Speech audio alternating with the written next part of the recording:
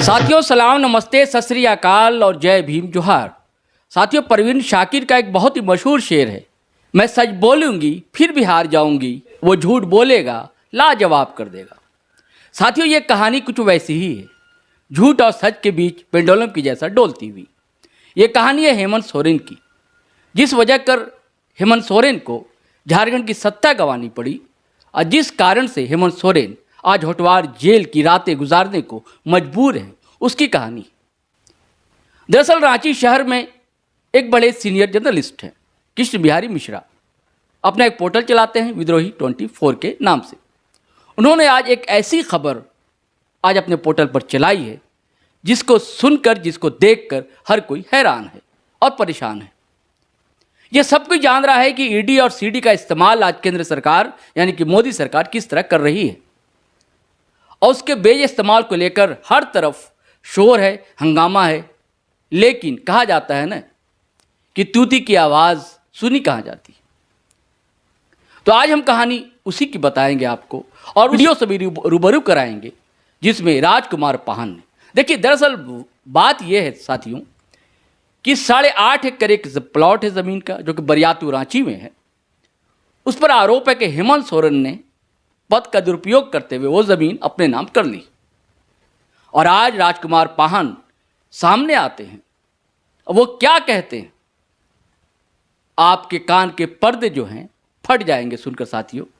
वो ये कहते हैं, ये कहानी वही जो मैंने पहले कहा, परवीन शाकिर का शेर कि वो झूठ बोलेगा और लाजवाब कर देगा, और मैं सच बोलूंगी फिर भी हार जाऊंगी, उसी को बार बार दोहराता है। दरअसल राजकुमार पाहन के परिवार की ज़मीन है, पुरखों की ज़मीन है, और ईडी लगातार उन पर दबाव डाल रही है कि आप कह दीजिए ये ज़मीन जो है हेमंत सोरेन की है। वो बार बार इनकार करते हैं, वो टॉर्चर के शिकार हैं, वो परेशान हैं। उनकी भी रातों की नींद उड़ चुकी है राजकुमार पाहन की। उन्होंने कृष्ण बिहारी मिश्रा के साथ सारी बातें साझा की है और बताई। वो जो एक मुहावरा था, हिम्मत है तो हिम्मत है, शायद यही वजह थी कि सच उनके साथ था, इसलिए उनमें हिम्मत है। तो खैर साथियों, इससे पहले कि आप वीडियो सुने और समझें, हमारा एक आग्रह है, हमारी एक गुजारिश है कि हमारा यूट्यूब चैनल आप ज़रूर सब्सक्राइब कर लीजिए, और यदि आप फेसबुक पर देख रहे हैं तो फॉलो करना हरगिज़ ना भूलें। और साथियों, वीडियो शेयर किया कीजिए, अच्छा लगता है, कमेंट किया करें और लाइक करना हरगिज़ ना भूलें। और यदि आप चाहते हैं कि हमारे सफ़र में आपका साथ मिले, फ्री वॉइस है, इसे आपकी मदद भी चाहिए, तो आप थोड़ी बहुत आर्थिक मदद कर सकते हैं। हमारा UPI नंबर है 8083557257। आप गूगल पे, फ़ोन पे कर सकते हैं। चलिए अब सुनिए राजकुमार पाहन, जिनकी बरियातू में पुरखे दर पुरखे ज़मीन चली आ रही है, उनसे बातचीत की है कृष्ण बिहारी मिश्रा ने।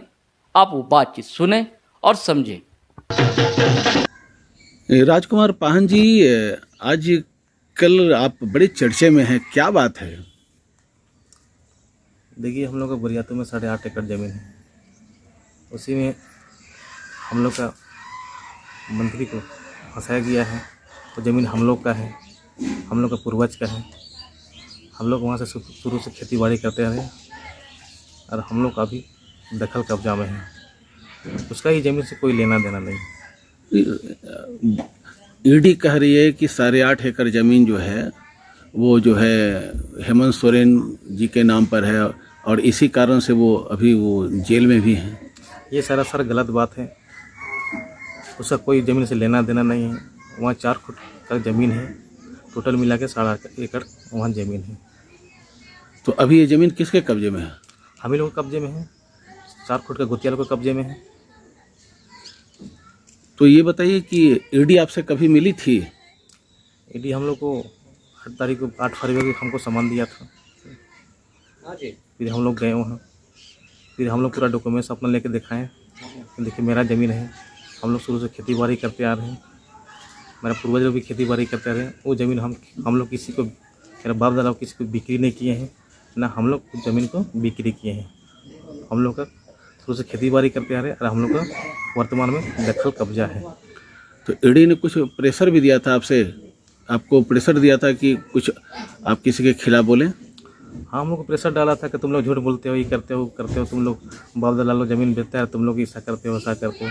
हम लोग बोले हम लोग बाप दादा को ज़मीन नहीं बेचा है और हम लोग भी नहीं बेचे हैं। क्या ईडी ने कभी आप पर दबाव डाला कि आप ये कहिए कि ये जमीन जो है हेमंत सोरेन का जी का है? दबाव डालते थे कि हेमंत सोरेन का ज़मीन है, तो बोलते हम लोग नहीं है। अभी स्थिति क्या है?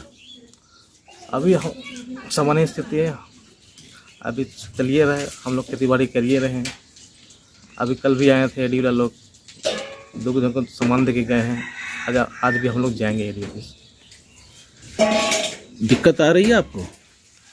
हम बार बार बुलाते तो दिक्कत आएगी। किस प्रकार की दिक्कत आ रही है?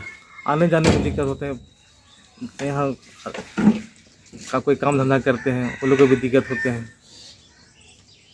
क्या चाहते हैं आप? हम लोग चाहते हैं कि एडी से हम लोग दूर रहे। हम लोग को परेशानी बहुत करते हैं, आने जाने जब चाहते हैं तब सामान भेज देते हैं। बार बार एक ही को सवाल को बार बार पूछते हैं। किस प्रकार का सवाल पूछते हैं? किसका ज़मीन है बोलो, हेमंत सोरेन का ज़मीन है बताओ। हम लोग तो उसको कभी जानबे नहीं करते, ना उसको हम लोग कभी देखे हैं। खाली नाम सुने कि हेमंत सोरेन है, न उस ज़मीन को रिश्ता है, न कुछ नहीं है। कभी आप को जेएमएम के लोग आपसे मिले? नहीं मिले। कोई पत्रकार मिला आपसे इस संबंध में बात करने के लिए? हाँ, आए थे 1-2 सप्ताह पहले। उनको आपने क्या बताया? यही चीज़ बताएं कि हम लोग का ज़मीन है, हम लोग का पूर्वज का है, हम लोग शुरू से खेती बाड़ी करते आ रहे हैं। तो ये बवाल कैसे हो गया? हम लोग को खुद पता नहीं। हम लोग तो पेपर के माध्यम से, मोबाइल के माध्यम से हम लोग को पता चला, टीवी में देखे हम लोग ऐसा बात है। हम लोग तो खुद भाव उठ गए कि क्या हो रहा है हम लोग के जेल में, हल्ला हो रहा है, ये हो रहा है।